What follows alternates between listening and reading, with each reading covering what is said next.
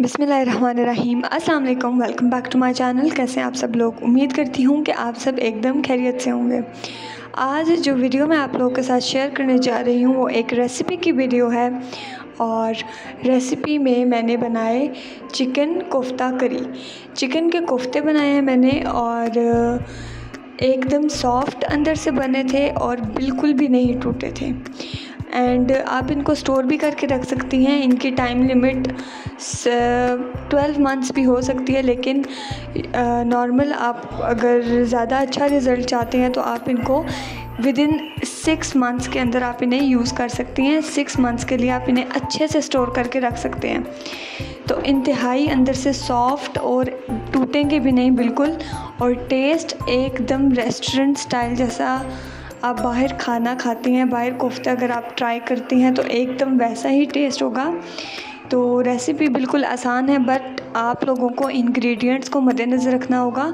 उसमें आप कमी पेशी अपना स्टाइल आप बीच में ऐड नहीं कर सकते बिल्कुल भी। इंतहाई कम टाइम में बनेंगे और बहुत अच्छे बनेंगे, एकदम पके हुए और अंदर से एकदम सॉफ्ट तरीके से बनेंगे।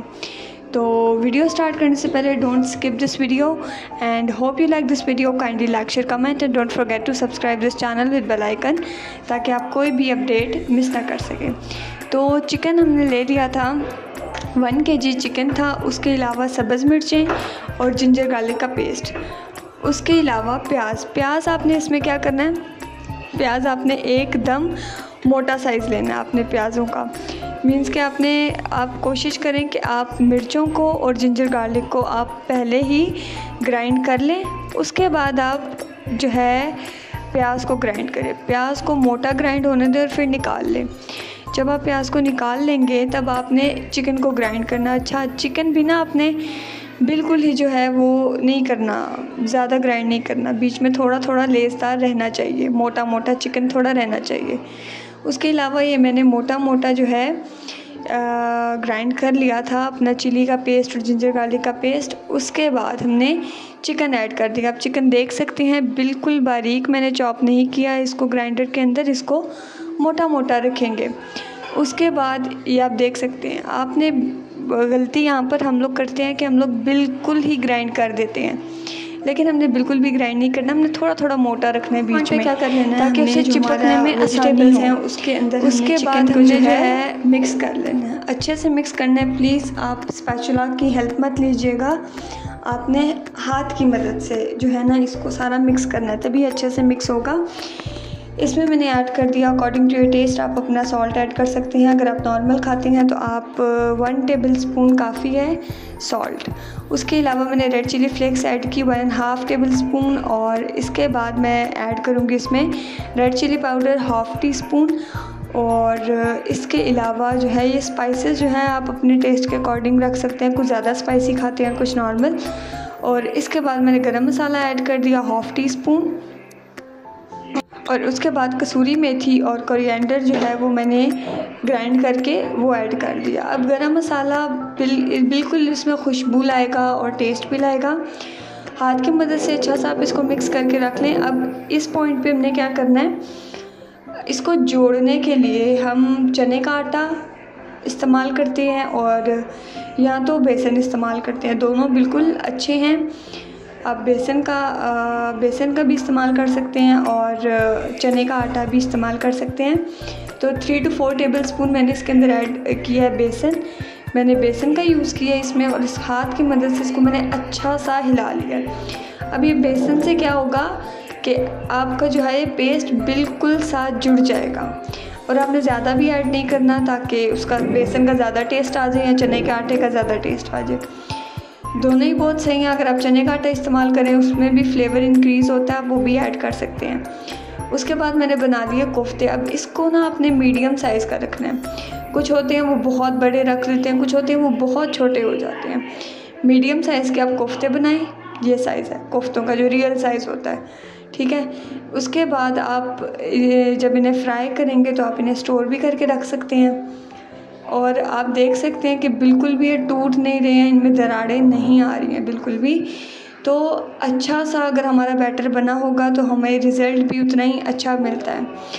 ये मेरी छुट्टियां वेकेशंस चल रहे थे, उसमें मैंने जितने भी रेसिपीज़ ट्राई की हैं वो बहुत ही यूनिक और बहुत ही सही रेसिपीज़ जो हैं वो बनी है। मीन्स कि मेरा जो कुकिंग का एक्सपीरियंस है वो बहुत अच्छा गया इन छुट्टियों में, क्योंकि मैंने इंटरेस्ट शो किया इसके अंदर बहुत ज़्यादा। तो अब आती है फ्राई की बारी। तो 1 बाय 1 कोशिश करें कि जैसे जैसे आप बना रहे हैं वैसे वैसे फ्राई करते जाएं, अदरवाइज़ इकट्ठे मैंने सारे बना लिए थे और ऑयल को मैंने प्री हीट होने रख दिया था। इस पॉइंट पे मैंने 1 बाय 1 करके कोफ्ते शामिल करना स्टार्ट कर दिए थे। अब जो है इन्हें थोड़ा सा फ्राई होने देंगे और स्पैचुला की मदद से, स्पून की मदद से हम इनको हिलाएंगे। फोक का भी आप यूज़ कर सकते हैं, लेकिन टूटने का ख़तरा ज़्यादा है। फर्स्टली मैंने हिलाया तो एक जो है वो साइड से उसको ज़्यादा लग गया तो वो थोड़ा सा ब्रेक हो गया था, लेकिन वो मेरी अपनी गलती की वजह से ब्रेक हुआ था, वो भी इतना ज़्यादा नहीं हुआ। बट फिर जो है मैंने जैसे जैसे मुझे समझ आती गई, मैंने उस हिसाब से जो है कोफ्तों को फ्राई करना शुरू कर दिया। अभी तक हमने कोफ्ते फ्राई करना स्टार्ट किया है। अब इन्हें हमने कलर देना है लाइट ब्राउन और ब्राउन। हमने इनको जलाना बिल्कुल भी नहीं है।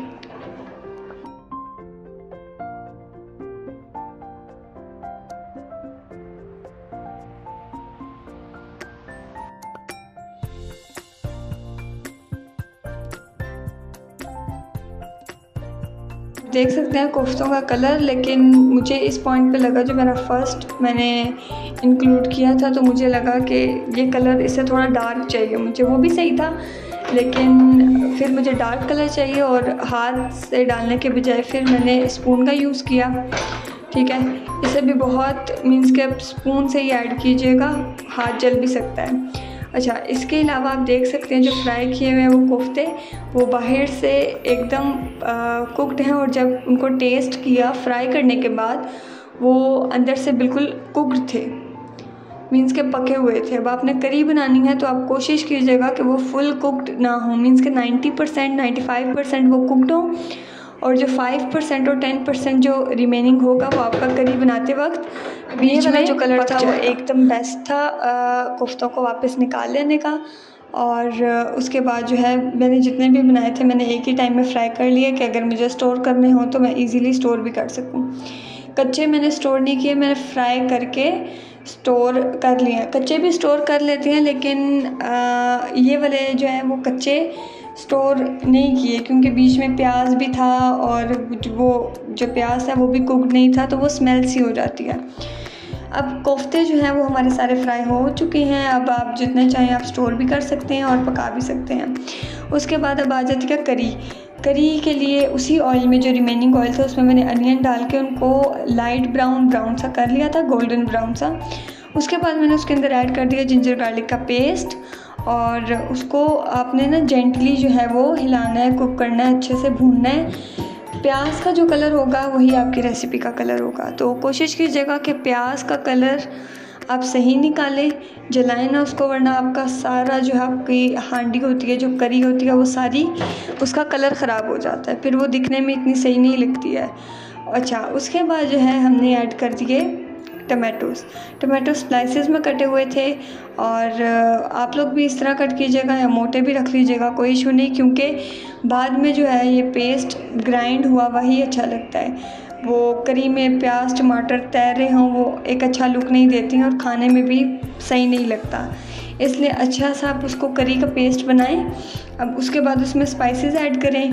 स्पाइसेस अब आपने मद्देनज़र रखना है कि आपने कोफ्तों में कितने ऐड किए थे और आपको कितनी ज़रूरत है कि आपने करी में ऐड करने हैं। तो करी में भी उस हिसाब से मीन्स का अगर 50% उसके अंदर है तो आप 50% इसमें ऐड करेंगे, तब जाके आपका नॉर्मल होगा। लेकिन अगर आप जितना आपने कोफ्तों में ऐड किया आप उतना ही उसमें या उससे ज़्यादा करी में ऐड करते हैं तो ये बहुत ज़्यादा हो जाएगा।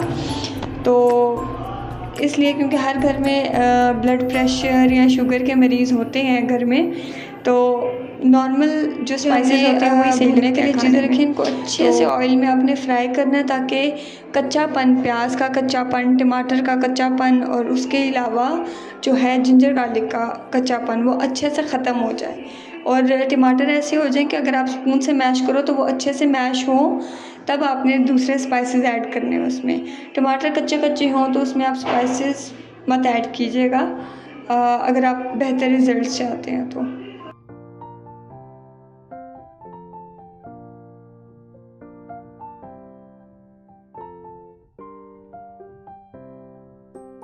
तो 5 से 6 मिनट फ्राई करने के बाद हमने इसको अब ग्राइंड करना है। पहले ग्राइंड करेंगे, उसके बाद जो है हम इसमें अपने स्पाइसेस ऐड करेंगे। पहले भी इस पॉइंट पे भी आप ऐड कर सकते हो, लेकिन ग्राइंड करने के बाद भी आप ऐड कर लो, कोई इशू नहीं होता। तो हमने इसको पहले ग्राइंड करना है। तो जूसर जग में नॉर्मल जो घर में यूज़ होते हैं जूस बनाने के लिए, आप उसमें इसको ऐड करके अच्छा सा ग्राइंड कर सकते हो। इसका हम लोगों ने अब अच्छा सा जो है वो पेस्ट रेडी कर लेना है, जो कि करी जो है जिसमें अच्छी लगेगी। अब अगर आप ग्राइंड नहीं करेंगे तो वो करी जो है ना, उसके अंदर प्याज टमाटर मीन्स के सही नहीं लगते, तैर रहे होते हैं, वो बिल्कुल भी खाने में और देखने में बिल्कुल भी सही नहीं लगता, फिर दिल नहीं करता खाने का।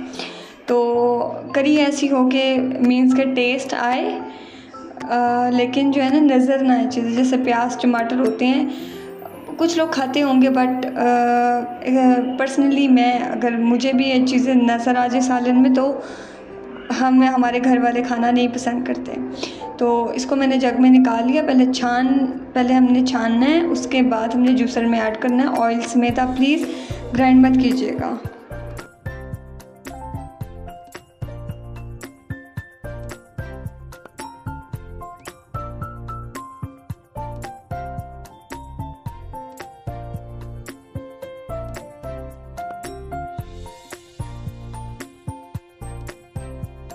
अब जो है अच्छा सा ग्राइंड करने के बाद हमने उसी ऑयल में करी को ऐड कर देना है।